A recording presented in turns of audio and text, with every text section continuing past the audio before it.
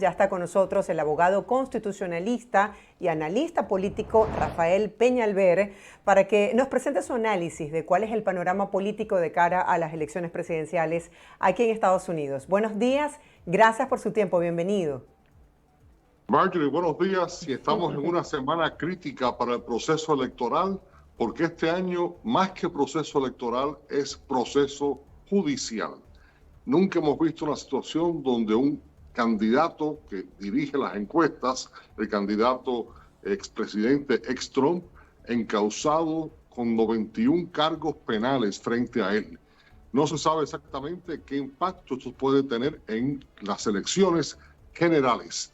El impacto en las primarias republicanas ha sido sorprendente, porque mientras más lo encausan, más popularidad tiene Trump dentro de lo que es la base republicana. Y la gran pregunta es si esa base republicana va a seguir en control del partido, y hemos visto los resultados que han sido funestos para el Partido Republicano. Han perdido todas las elecciones en los últimos 4 años con esta filosofía de Trump. La última pérdida fue antes de anoche en Nueva York, y el partido se ve en una decisión de verdad muy difícil, porque si se opone, el que se oponga a la línea de Trump pierde la primaria republicana. Pero si el partido sigue con la línea de Trump, no gana las elecciones generales. Así que es una situación nunca vista. Estamos esperando todavía la decisión de la Corte Suprema si va a acoger o no va a acoger la apelación de Trump en el caso de Washington, donde la Corte de Apelaciones dijo que no existía el concepto de inmunidad presidencial y le dio la luz verde para que siguiera el caso, el juicio en la Corte del Distrito de Washington. Estamos esperando esa decisión de la Corte Suprema, que puede venir en cualquier momento. ¿Cómo se explica este fenómeno? Que entre más causas tenga, sigue siendo el favorito no solamente para su partido, sino también goce del apoyo popular. No goza del apoyo popular, yo creo que a nivel de la elección general, y ahí te repito, que el Partido Republicano, en mi opinión, va en un camino de suicidio si sigue por esta línea, porque nadie se atreve a enfrentar a Trump dentro del partido, y sin embargo saben que al final esa minoría que tiene el control absoluto del Partido Republicano no tiene la simpatía de la mayoría del pueblo norteamericano. Así que ahora, las encuestas lo dan como favorito, lo favorecen en esta consulta. Yo discrepo con esas encuestas, y creo que todas las últimas elecciones hemos visto que las encuestas siempre decían que los demócratas iban a perder, que Biden tenía una popularidad mucho menor que la que en realidad después resultó. Cuando fueron las elecciones, los demócratas ganan las elecciones generales, porque el Partido Republicano bajo Trump ha abandonado, en mi opinión, los principios tradicionales de luchar contra el comunismo, de ser el partido de las libertades, el partido del respeto a las instituciones.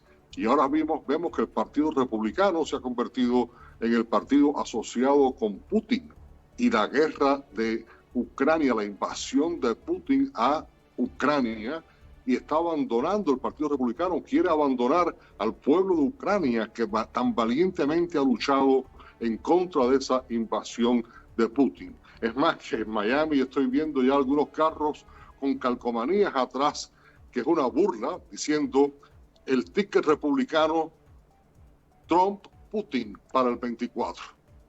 Wow. Imagínense a dónde eso nos lleva. Preocupante, así como las declaraciones que emitió el expresidente Donald Trump sobre los miembros de la OTAN, que también generaron muchísimo rechazo. Vamos a hablar acerca de temas que son del interés de los ciudadanos, como es el caso de la economía y el tema migratorio. Quisiera conocer su análisis sobre lo que se ha hablado, las políticas que se pudiesen implementar de lado y lado de cada partido sobre estos temas que son fundamentales.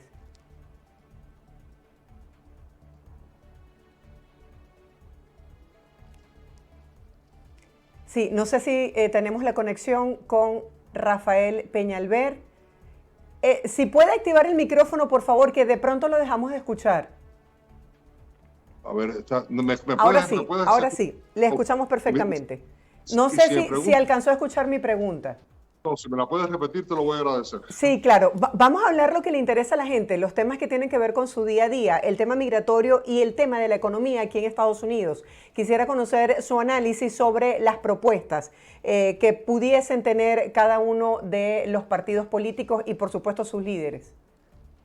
Mira, los demócratas tienen una gran ventaja y una gran desventaja.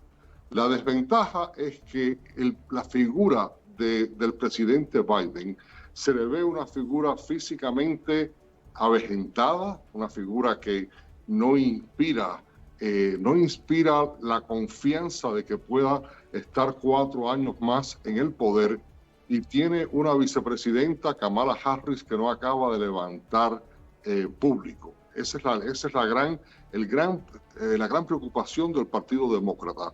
A pesar de que la administración de Biden en el tema de la economía ha sido extraordinario en la forma que Estados Unidos ha logrado controlar la inflación. La economía norteamericana está en una forma cada vez creciendo más. El desempleo es mínimo, un desempleo del 3%.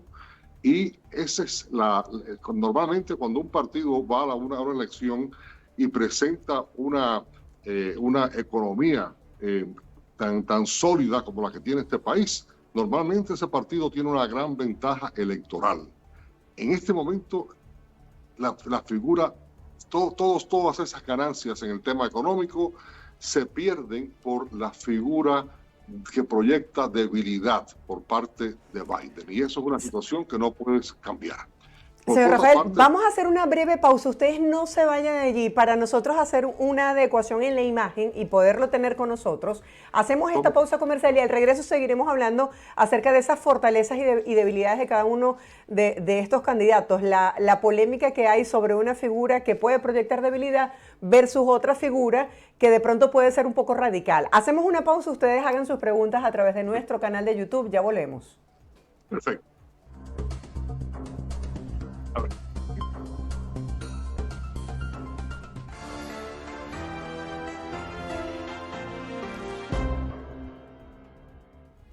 Estamos de vuelta con el abogado constitucionalista y analista político Rafael Peñalver, haciendo el análisis del panorama político de cara a las elecciones presidenciales aquí en Estados Unidos.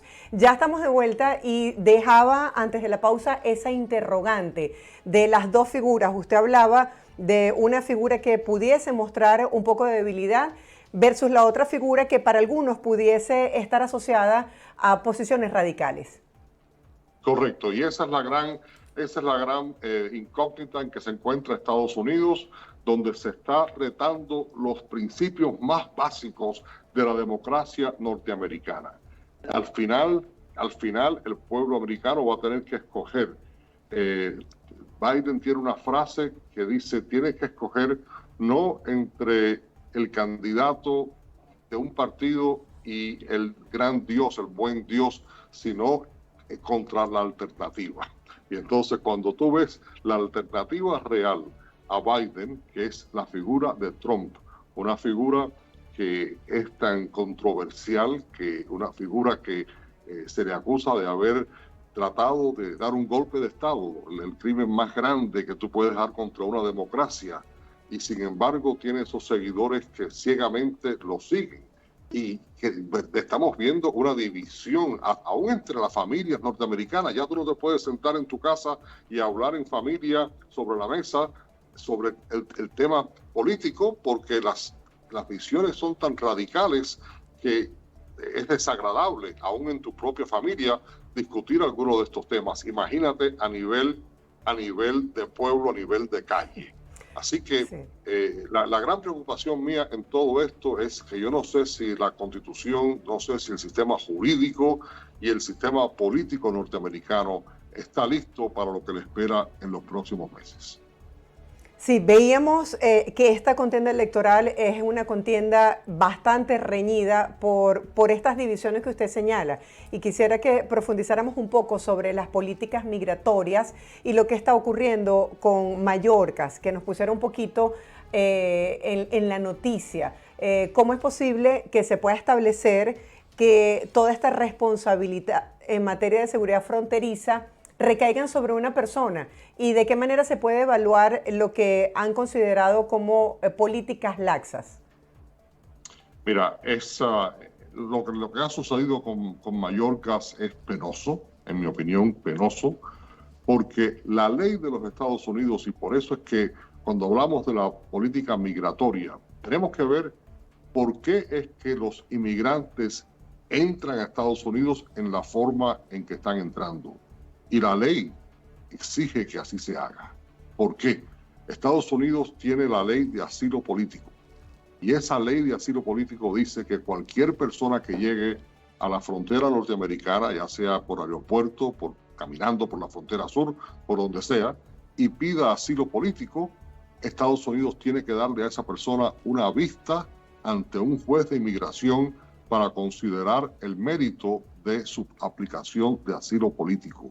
Así que no es simplemente que tú puedas decirle a un venezolano que está tratando de llegar a Estados Unidos, o a un cubano, o a un nicaragüense que buscando libertad en este país, y llegan a la frontera, tú no le puedes decir, no, yo no voy a dejarlo entrar. No, esa persona tiene derecho a pedir asilo político y tiene derecho a que se le dé una vista y que se le oiga su posición. ¿Qué pasa? No hay jueces, ni han habido jueces por muchos años para poder escuchar el número tan grande de peticionarios para asilo político que vienen a este país y que cada vez aumentan más debido a las situaciones políticas en Venezuela, en Cuba, en Nicaragua y otros países de América Latina, en situaciones económicas también. Así que hasta que no se cambie la ley, y se intentó de hacer esto la semana pasada con un acuerdo bipartidista en el Senado, donde se elevaban cuáles eran los estándares para pedir asilo político y se limitaba a un número diario, que después que se pasara ese número, que ya se ahogaba el sistema, entonces no se dejaban entrar más. Ahora, ¿qué pasó con ese acuerdo bipartidista? Trump mandó a que se matara, que no permitieran que ni siquiera hubiera un voto sobre ese acuerdo, después que los senadores republicanos y demócratas llevaban meses y meses negociando eso y habían llegado a un acuerdo entre los dos partidos en el Senado. Cuando eso llega a la Cámara de Representantes, Trump manda a Mike Johnson, que es el nuevo presidente de la Cámara, a que no permita que ese acuerdo prospere. ¿Y por qué? Porque Trump quiere utilizar el caos en la frontera como tema de hacer política en contra de Biden, diciendo y hablando sobre el caos en la frontera. La respuesta del Partido Republicano en la Cámara de Representantes ha sido bochornosa, porque en lugar de buscar una solución al tema de la frontera como lo había hecho el Senado, lo que hacen es que escogen a el secretario de Homeland Security, la primera vez que un hispano, un cubano americano, una persona nacido en La Habana, que ha sido una persona que toda su vida se ha destacado por su acción cívica, un hombre de bien, escogen a Mayorkas y le hacen un impeachment, un juicio político. De acuerdo con la Constitución, el impeachment se reserva para actos de traición y altos crímenes y misdemeanors. Y han cogido a esta figura y le están manchando su nombre, porque nunca en la vida se le había hecho un impeachment a un miembro del gabinete que estuviera en funciones. Y este señor, que no tiene nada que ver con lo que está con la ley norteamericana, no tiene el poder de cambiarla, es el chivo expiatorio para los republicanos, y es penoso que con un voto de 216 contra 215, pues este señor haya sido impeached y ahora vaya ante un juicio en el Senado, que desde luego eso no va a ninguna parte, porque en el Senado ni siquiera van a considerar la moción de impeachment. Así que todo esto es un show político que me duele decir, porque son amigos míos, que congresistas cubanoamericanos que han permitido que esto pase y han votado a favor del encauzamiento de Mayorkas. sabiendo que todo esto es un teatro político que de verdad no deberíamos hacerle esto a una persona que tiene familia, Mayorkas tiene su familia y que queda ante la historia como el único miembro del gabinete jamás de ser encausado con un impeachment totalmente injusto, totalmente, te repito, un show político que no resuelve para nada el problema migratorio y que se ha hecho solamente para permitir que el candidato Trump tenga un tema de campaña para seguir hablando sobre el caos en la frontera. No quería buscarle una solución para él seguir haciendo demagogia sobre este tema, utilizando esa vena racista y anti-inmigratoria que siempre ha existido en una minoría del pueblo norteamericano, esa vena que llevó a este país, a Estados Unidos, a una guerra civil, pero que todavía está ahí. Y Trump ha sido un especialista en alentar los peores sentimientos humanos, hablando en todo momento que la sangre de este país se estaba envenenando por los inmigrantes que estaban entrando. Señores, ¿cómo vamos nosotros a permitir que se nos trate así y todavía seguir apoyando a ese candidato que nos desprecia y que desprecia lo básico de la Constitución norteamericana, que es el respeto a la ley y respeto a las elecciones? Claro, es la primera vez, de hecho, que la Cámara de Representantes abre un juicio contra un funcionario, como usted lo decía, es la primera vez en 150 años, y Mayorkas ya en su defensa argumentaba que no era su culpa lo que estaba pasando desde el punto de vista migratorio y que se debía a un sistema fallido aquí en los Estados Unidos. Totalmente. Para el ciudadano que nos está viendo, ¿qué pasaría? ¿Qué puede esperar un inmigrante de ganar, por ejemplo, la presidencia Donald Trump con este discurso que tiene anti-inmigrante y de ser reelecto, por ejemplo, el presidente Biden? Bueno, yo creo que Trump ha dicho exactamente lo que va a hacer. Dice que va a empezar a expulsar del país aún aquellas personas que llevan aquí 30, 40 años, que es algo totalmente tan injusto, porque esos inmigrantes que llevan aquí, como bien dice Trump, 30 y 40 años, esas personas tienen aquí sus raíces, tienen hijos y nietos nacidos en este país y no se les ajusta su estatus para que puedan ser libremente, tienen que vivir escondidos, a pesar de que son las personas que mantienen la economía norteamericana. Porque si no fuera por el trabajo a que se les paga menos a ellos que a nadie, si no fuera por el trabajo de esos llamados ilegales, que tanto se les desprecia por Trump y las personas que lo siguen, si no fuera por ellos, nuestra economía no estaría como está hoy. La gran recuperación norteamericana va desgraciadamente sobre las espaldas de esos inmigrantes que tanto se desprecian, que se les paga una miseria en comparación a otras personas, y que aún aquellos que llevan 30, 40 años, hombres y mujeres de bien, tienen que aguantar que se les llamen los ilegales y que se les trate como criminales.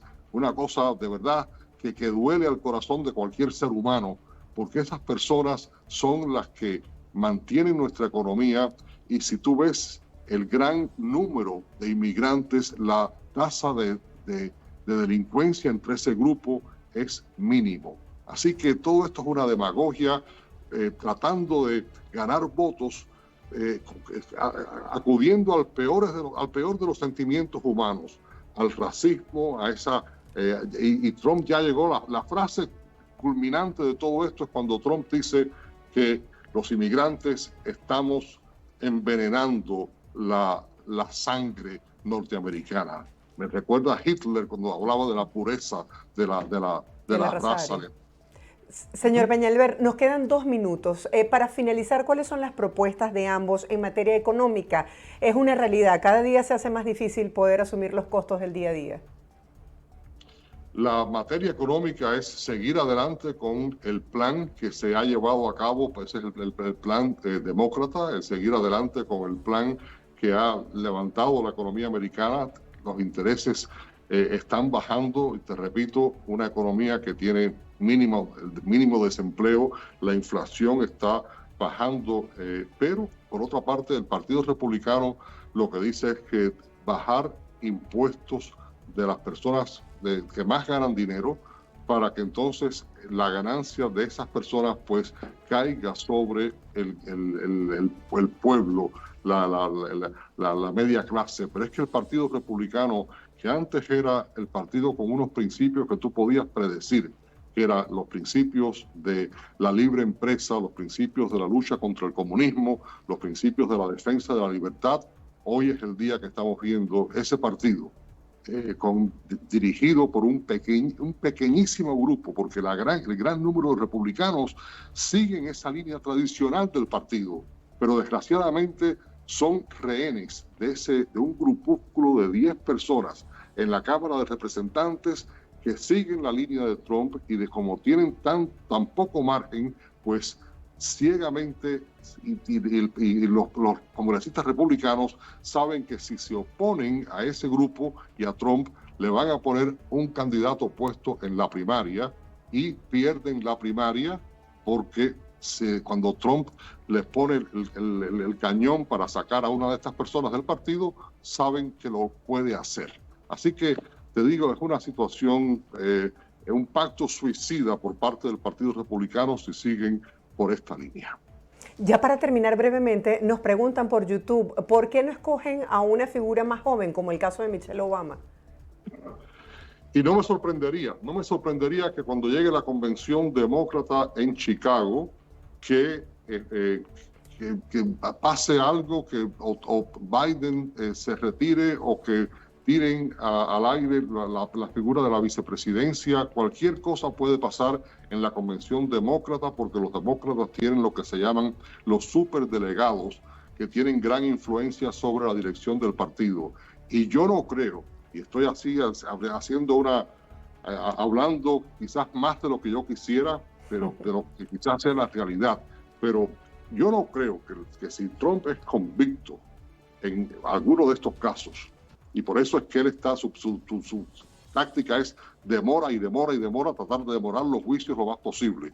Pero yo no creo que si Trump es convicto en uno de estos casos, especialmente el caso de Washington, de haber intentado de dar un golpe de Estado, yo no creo que el Partido Republicano vaya a seguir con Trump en la cabeza, y especialmente viendo el desastre que estamos viendo, que todos los candidatos republicanos, uno atrás de otro, están perdiendo todas las elecciones por seguir por esta línea.